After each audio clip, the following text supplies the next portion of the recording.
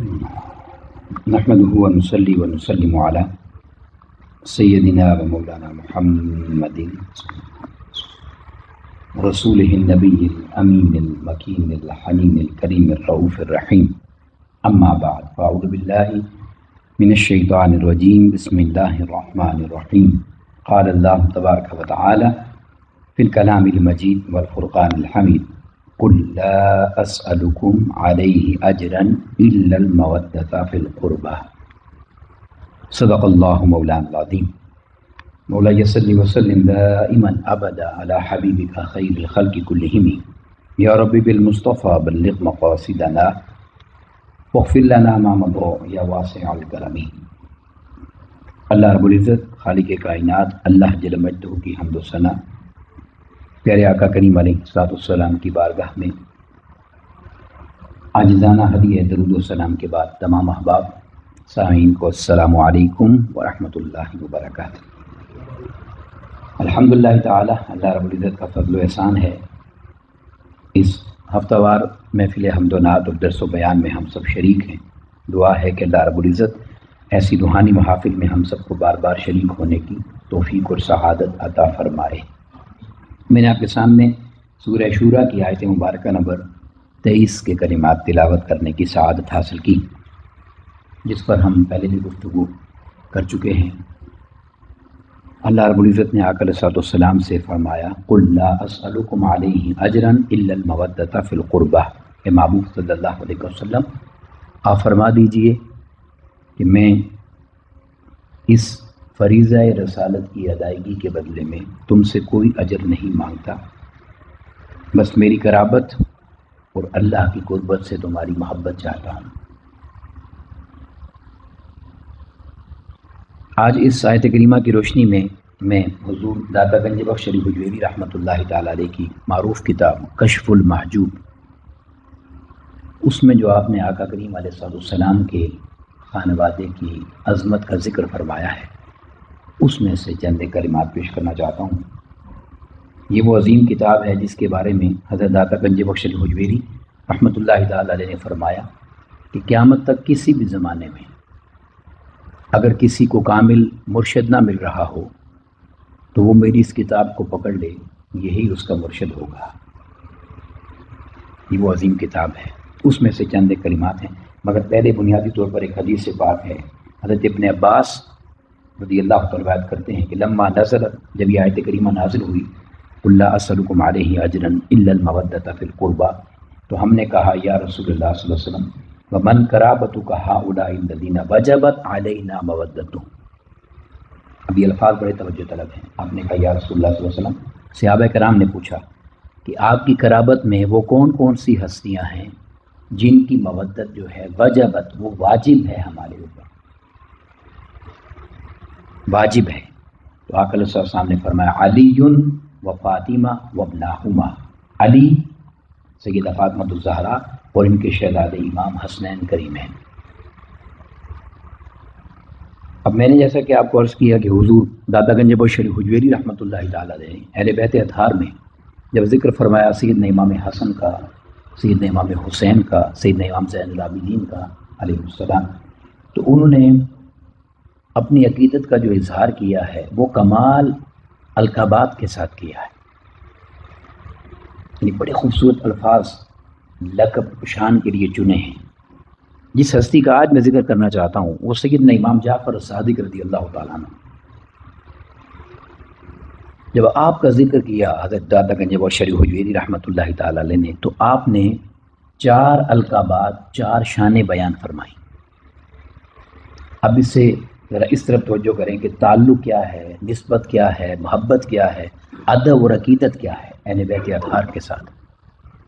تو سیدنا امام جعفر صادق رضی اللہ عنہ کی شان بیان کرتے ہوئے آپ بیان کرتے ہیں کہ ان کا پہلا لقب یہ ہے کہ وہ سیف سنت ہیں.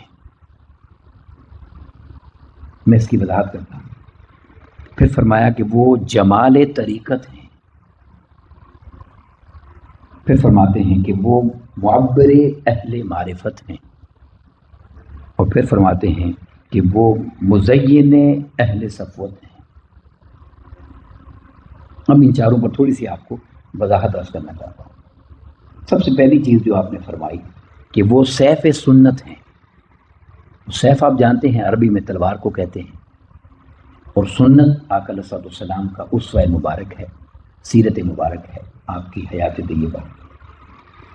تو لفظ سیف جو ہے تلوار، یہ اس وقت پہ اگر ہم غور کریں تو پہلے وقت میں یہ جو سیف کا لفظ استعمال کیا جاتا تھا یہ دو بڑے خاص معانی کے لیے تھا، اس کے اور معانی بھی تھے مگر دو بڑے اہم چیزیں بڑے اس کے اندر معانی تھے۔ پہلا مطلب یہ تھا کہ آگے جس کے ساتھ جوڑا جا رہا ہے، جو بھی آگے لقب ہے، جیسے سنت آیا ہے نا، سیف سنت، تو پہلا مطلب یہ ہوتا تھا اس کا سیف کا کہ یہ علامت ہے، نشانی ہے،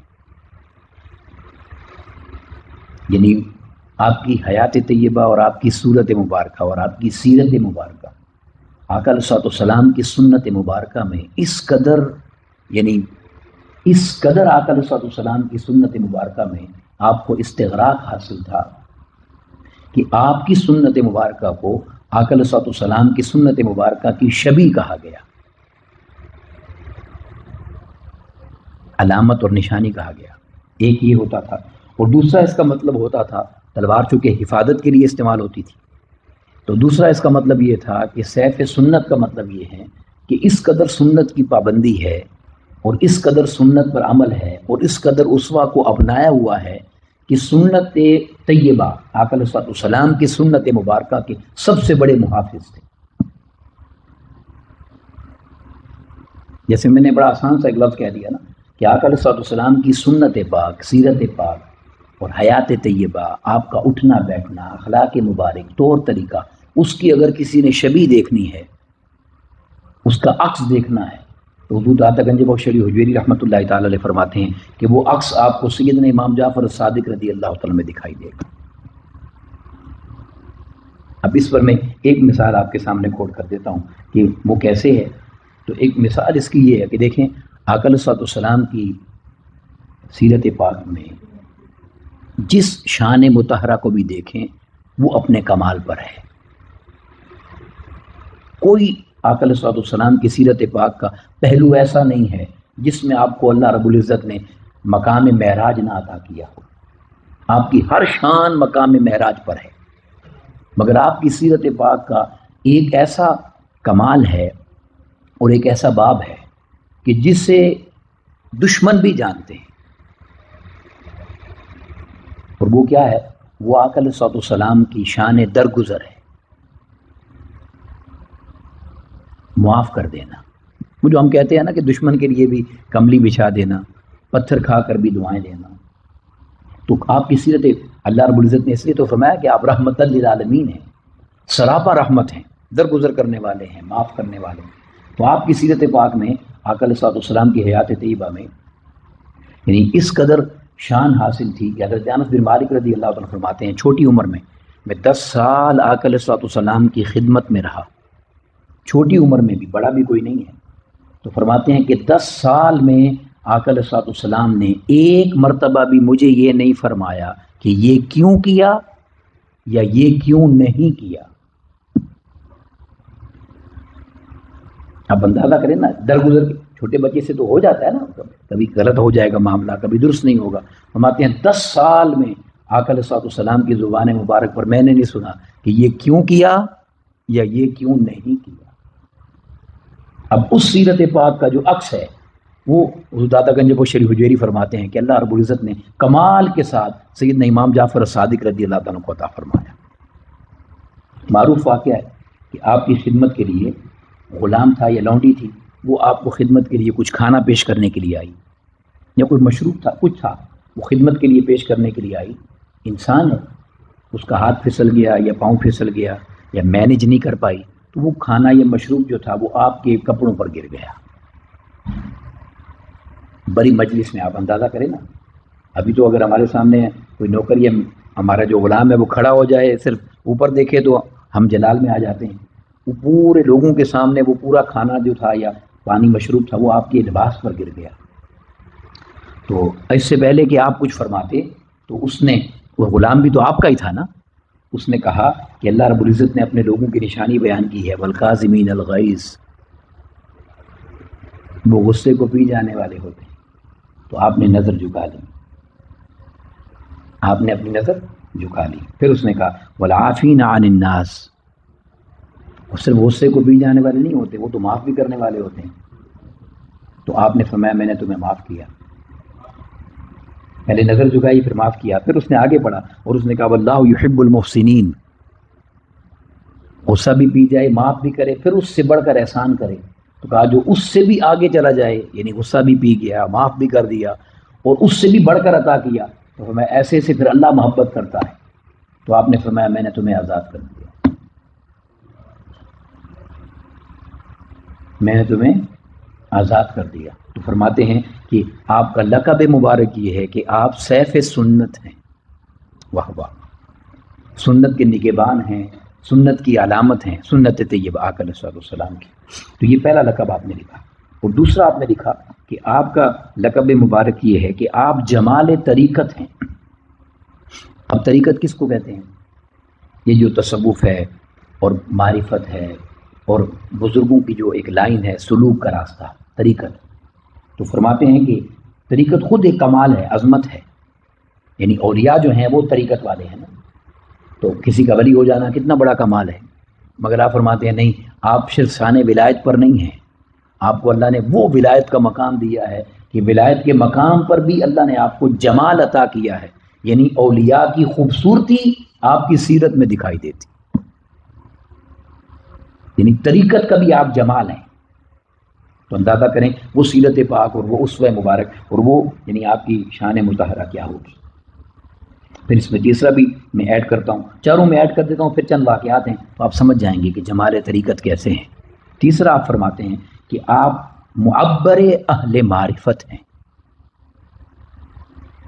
معبر کہتے ہیں تعبیر کرنے والے کو، جیسے خواب کی تعبیر ہوتی ہے نا، تو کسی مشکل کا حل ڈھونڈنا، تعبیر کرنا، اور کس کا؟ جو اہل معرفت ہیں، عام بندوں کے لیے نہیں، جو خود معرفت والے عارف لوگ ہیں، ان کی مشکلات کا حل کرنے والی ہستی سیدنا امام جعفر صادق رضی اللہ عنہ۔ یہ لقب کون دے رہا ہے؟ حضور داتا گنج بخش علی حجویری رحمۃ اللہ تعالیٰ، کیونکہ آپ نے تیسرا لقب دیا۔ اور چوتھا لقب آپ نے کیا خوبصورت، یعنی آپ نے ہدیہ کیا ہے، عقیدت پیش کیا ہے بیت پاک کی بارگاہ میں، تو آپ نے کہا آپ کا چوتھا لقب یہ ہے مزین اہل صفوت، یعنی جو سلوک والے صوفی لوگ ہیں، تصوف والے، ان کو یعنی اگر مزین کیا جائے نا، نکھارا جائے، سنوارا جائے، تو ان سب کو پوری دنیا سے اکٹھا کر کے سنوار دیا جائے اور سمیٹ دیا جائے تو آپ کا جمال بن جاتا ہے۔ سیدنا امام جعفر صادق رضی اللہ تعالیٰ۔ اب وہ کیسے ہیں تو میں اس پر ایک واقعہ عرض کرتا ہوں۔ ایک شخص آپ کی بارگاہ میں آتا ہے اور وہ آ کر یہ سوال کرتا ہے، اے اہل بیت رسول اللہ صلی اللہ علیہ وسلم، اے ابن رسول، اے حضور کے شہزادے، میں آپ چونکہ مشکلات حل کرنے والے ہیں نا، میں نے کہا معبر اہل معرفت ہیں، میرا مسئلہ حل کر دیں۔ آپ نے فرمایا کیا سوال ہے تمہارا؟ اس نے کہا میں اللہ کو دیکھنا چاہتا ہوں۔ اب ذرا سلوک، تصوف اور زینت اور کمال دیکھیے گا۔ تو آپ نے کہا عجیب سوال کر رہے ہو تم، یہ سوال تو موسیٰ علیہ السلام نے کیا تھا، تو ان کو جواب ملا تھا لن ترانی، تم یہ سوال کیسے کر رہے ہو؟ اب دیکھیں جب کوئی سوال کرتا ہے اس کو عطا کرنے سے پہلے دیکھا جاتا ہے نا اس اہل بھی ہے کہ نہیں۔ اس نے کہا کہ موسیٰ علیہ السلام کو تو اللہ نے یہی جواب دیا، مگر اس امت کے لیے ہمارے نبی نے یہ فرمایا ہے کہ اللہ کی عبادت ایسے کرو جیسے تم اسے دیکھ رہے، تعبد اللہ کأنک تراہ فإن لم یکن تراہ، تو اگر تم اسے نہیں دیکھ سکتے فإنہ یراک، وہ تو دیکھ رہا ہے، مگر پہلا حصہ یہی ہے تعبد اللہ کأنک تراہ، اس طرح عبادت کرو جیسے تم اللہ کو دیکھ رہے ہو۔ تو آپ سمجھ گئے۔ آپ نے کہا اچھا ایسی بات ہے؟ تو اس نے پھر اگلا سوال کیا، اس نے کہا میں چاہتا ہوں کہ مجھے مجاہدے سے مشاہدے تک لے جائیں، یعنی میں مجاہدہ کر رہا ہوں کوشش، آپ مجھے مشاہدہ کروا دیں۔ تو آپ نے کہا کیا پہلے پرکھنا پڑے گا کہ تم پکے ہو اپنے سوال میں؟ اس نے کہا جی حضور۔ تو آپ نے کہا اس کے ہاتھ پاؤں باندھ کر اس کو دریائے دجلہ میں ڈال دو۔ ہاتھ پاؤں باندھ کر دریائے دجلہ میں ڈال دیا. اب دریا کو حکم دیا کہ اس کو غوطے لگاؤ. اب وہ بیچارہ ہاتھ پاؤں بھی باندھے ہوئے تھے اور دریا کے اندر ڈوبتا تھا. ذرا سا باہر نکلتا تو وہ یہ کہتا یا ابن رسول الغیاس، اے رسول اللہ صلی اللہ علیہ وسلم کے شہزادے میری مدد کیجیے، میری مدد کیجیے. وہ ایسے ہی چیختا رہا پکارتا رہا. تھوڑی دیر جو گزری تو پھر اس نے کہا یا الہی الغیاس، اے اللہ تو میری مدد فرما. تو آپ نے پانی کو حکم دیا اس کو باہر نکال دو. تو پانی نے اس کو باہر نکال دیا. جب اسے ہوش آ گیا تو آپ نے کہا اب بتاؤ کیا ہوا تمہارے ساتھ، کیا تم نے رب کو دیکھا؟ اب جواب سنیے گا. اس نے کہا جب تک توجہ میری غیر پر تھی، آپ پر تھی، تو ادھر سے پردہ تھا. تو جب میری کامل توجہ رب پر ہوئی تو مجھے دل میں اس کا جلوہ نصیب ہوا، ایک سوراخ سے، یعنی ایک راستہ کھلا، اس کا جلوہ نصیب ہوا. تو آپ نے فرمایا اب اللہ تجھے نصیب کرے اس سوراخ کی حفاظت کرنا. اور پھر آپ نے ارشاد فرمایا، آپ نے فرمایا من عرف اللہ اعرض عما سواه، جو اللہ کو پہچان لیتا ہے وہ اللہ کے سوا پھر کسی کو نہیں دیکھتا. جو اللہ کو پہچان لیتا ہے پھر اللہ کے سوا کسی کو نہیں دیکھتا. اتنی بڑی شان. اور پھر یعنی تصوف والوں کی زینت کیسے ہوئے. حضرت داؤد طائی رحمۃ اللہ تعالی علیہ کتنی بڑی ہستی ہیں کامل اولیاء میں سے. وہ ایک دن آپ کے پاس تشریف لائے اور انہوں نے کہا حضرت مجھے کوئی نصیحت فرمائیں، مجھے کوئی نصیحت کیجیے. تو آپ نے فرمایا اے ابا سلمان تم خود اتنے بڑے زاہد عابد نیک آدمی ہو، تمہیں مخلوق پر فضیلت ہے، تو میں کیا تمہیں نصیحت کروں؟ اس نے کہا حضور آپ حضور کے خاندان اہل بیت پاک میں سے ہیں، کچھ مجھ پہ نظر کرم کریں، نصیحت کریں. تو جب یہ کہا تو آپ رونے لگ گئے اور رو کر کہنے لگے کہ تم جو مجھے کہہ رہے ہو کہ میری نسبت آقا علیہ السلام کے ساتھ ہے، تو مجھے ڈر لگتا ہے کہ کہیں میرے کسی عمل پر گرفت نہ ہو اور مجھ سے اللہ یہ سوال نہ کر لے کہ حضور کی نسل پاک میں ہو کر تیرا کردار کیسا تھا. تو حضرت داؤد طائی رحمۃ اللہ تعالیٰ علیہ پر غشی طاری ہو گئی، بے ہوش ہو گئے. اور جب ہوش آیا تو کہنے لگے اگر ان کا یہ حال ہے تو ہم کہاں مارے پھر رہے ہیں، ہم کہاں مارے پھر رہے ہیں. پھر حضرت سفیان ثوری رحمۃ اللہ تعالیٰ علیہ، اب دیکھیں حضرت سفیان ثوری رحمۃ اللہ تعالیٰ علیہ وہ ہستی ہیں، ان کا نام سفیان ہے، ثوری انہوں نے اپنا نام خود رکھا ہے. یہ سا سے 3 نقطے والی سا، ثوری. تو ثوری ثور جو ہے یہ عربی میں کہتے ہیں بل کو، بیل کو. اب یہ نام انہوں نے اپنا رکھا کیسے؟ ایک دن مسجد میں داخل ہو رہے تھے، جلدی تھی، بے دہانی تھا. تو مسجد کا عادت ہے کہ پہلے دایاں پاؤں رکھنا ہے، تو بے دہانی میں بایاں پاؤں رکھ دیا. تو اوپر اللہ کی طرف سے آواز آئی اے بیل، اے ثور، تجھے میرے گھر آنے کا ادب نہیں آتا؟ فوراً رک گئے اور توبہ کی اور وہیں سے کہا جس نام سے مالک نے پکارا ہے میرا وہی نام ہے. تو سفیان ثوری اپنا نام رکھا رحمت. یہ وہ ہستی ہیں. اب میں ان کی بات کر رہا ہوں. وہ آ کر پوچھتے ہیں حضور خدا کے لیے کوئی نصیحت کر دیں. بس یہ آخری جملے ہیں، بڑی توجہ سے سننے والے. یہ ایک ایک جملے پہ کئی کئی خطاب بنتے ہیں، مگر میں آپ کو سنانا چاہتا ہوں، بڑے قیمتی جملے ہیں. حضرت امام جعفر صادق رضی اللہ تعالیٰ نے فرمایا سبحان اللہ کہ سب سے پہلی نصیحت یہ ہے کہ جب نعمت ملے، سب سے پہلی نصیحت یہ ہے کہ جب تمہیں نعمت ملے تو فکر کرنا کہ نعمت بچ جائے. بہت بڑی بات ہے یہ. واہ واہ. جب تمہیں نعمت ملے تو اس کو بچانے کی کوشش کرنا. اب اس میں اگر بہت لمبی کہانی سنا کے آپ کو اس کا نتیجے پہ لے کے آؤں نا تو بات بہت لمبی ہو جائے گی. اب آپ کے ذہن میں سوال آ سکتا ہے کہ نعمت کیسے بچتی ہے، آتا ہے نا سوال. تو میں نے کہا بڑی کہانی سنانے کی بجائے اس کا خلاصہ بتا دیتا ہوں، توجہ سے سنیے گا. جو شخص چاہتا ہے کہ نعمت بچ جائے یا بچا کے رکھے، وہ تبھی بچا سکتا ہے کہ جب نعمت کو چھپائے گا نہیں.